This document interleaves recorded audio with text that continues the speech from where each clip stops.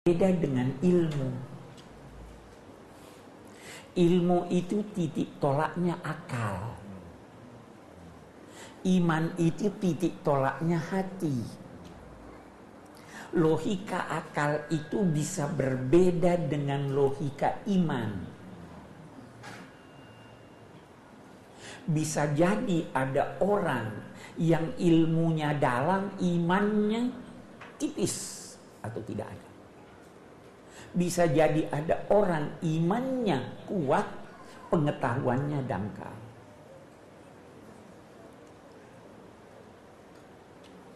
Ada tulisan Murtada Mutahhari itu tentang perbedaan antara ilmu dan iman, bagus sekali. Saya sering mengutipnya.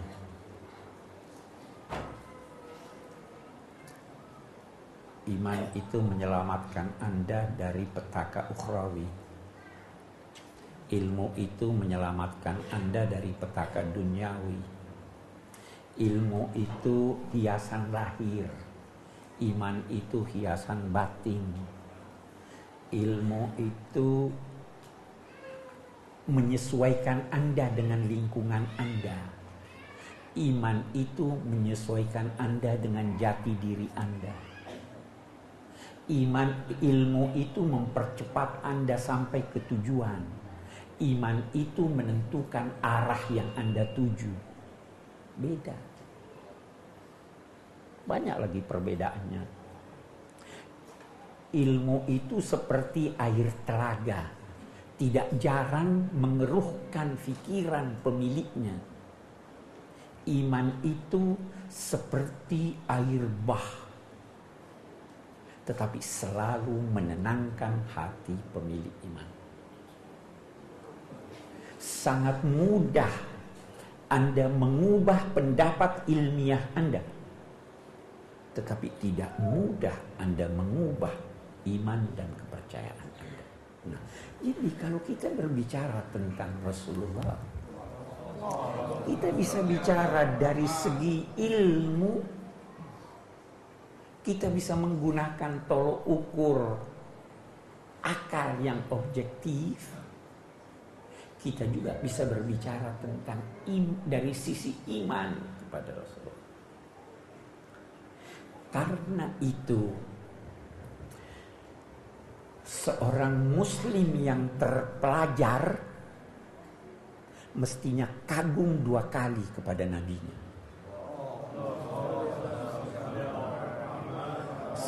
Sekali waktu dia memandang beliau dengan kacamata ilmu, dan di kali kedua ketika dia memandang beliau dengan kacamata iman.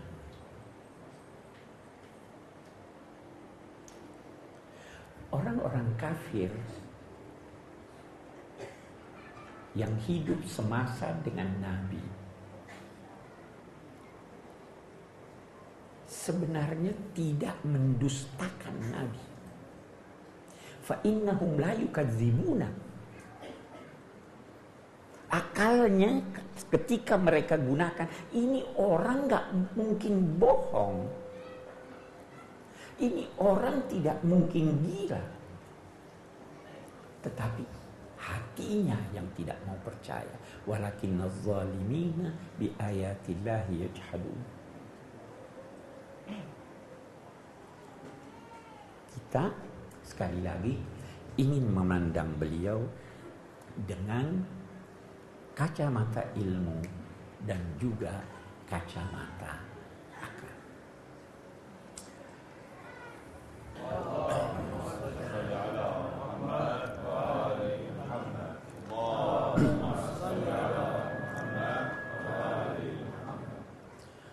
Baik. Mari kita lihat sepintas. Mari kita gunakan kacamata ilmu, kacamata nalar untuk melihat sosok ini.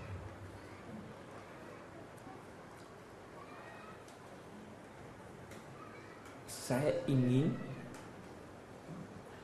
menghidangkan 1-2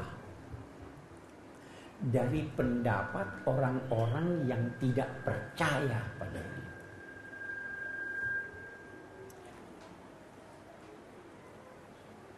Kalau Anda membuka tulisan lama dari Thomas Carlyle, itu beliau berkata, kalau kita menggunakan tolok ukur kepahlawanan, maka sebenarnya pahlawan teragung itu adalah Nabi Muhammad.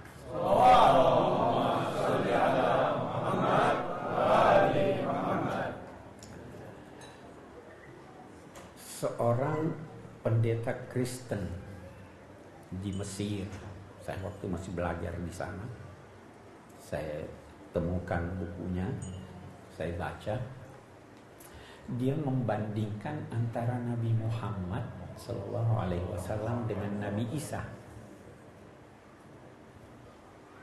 Dia berkata dalam bukunya Ar-Rasul war-Risalah. Dia bukan Muslim. Dia katakan, kalau kita membandingkan cara dakwahnya Isa dan cara dakwahnya Muhammad, kita menemukan bahwa cara dakwah nabinya Islam ini lebih unggul dari cara dakwahnya Nabi Isa. Nabi Isa berusaha untuk meyakinkan orang dengan jalan memaparkan kepada mereka hal-hal yang luar biasa secara indrawi. Menghidupkan orang mati, mengembalikan penglihatan orang buta, menyembuhkan orang yang sakit, dan lain-lain sebagainya. Itu katanya, kata Frost Nazmilov namanya, itu seperti membujuk anak kecil buat makan.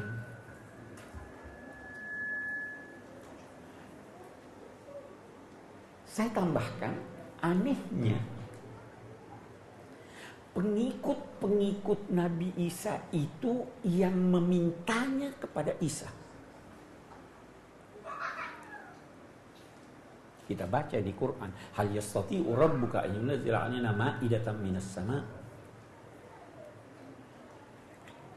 Nabi Muhammad SAW tidak pernah ada seorang muslim pada masanya yang meminta mukjizat dari beliau.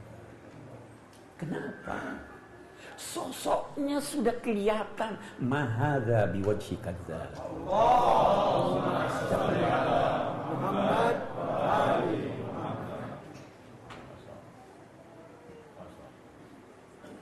dan beliau enggan untuk membuktikan kebenaran beliau melalui hal-hal yang bersifat indrawi.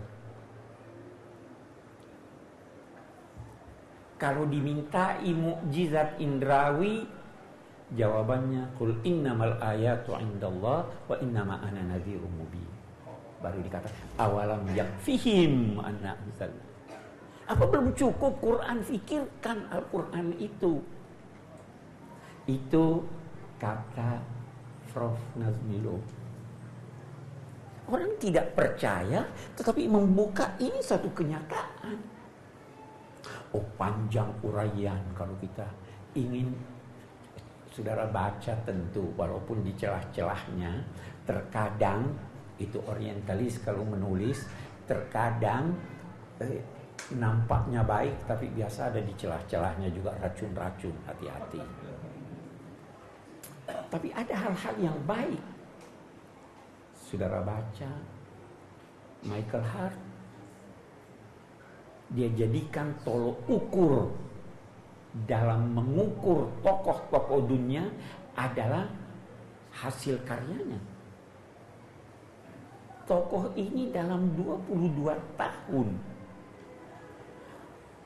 mengubah masyarakat yang tadinya menyembah berhala.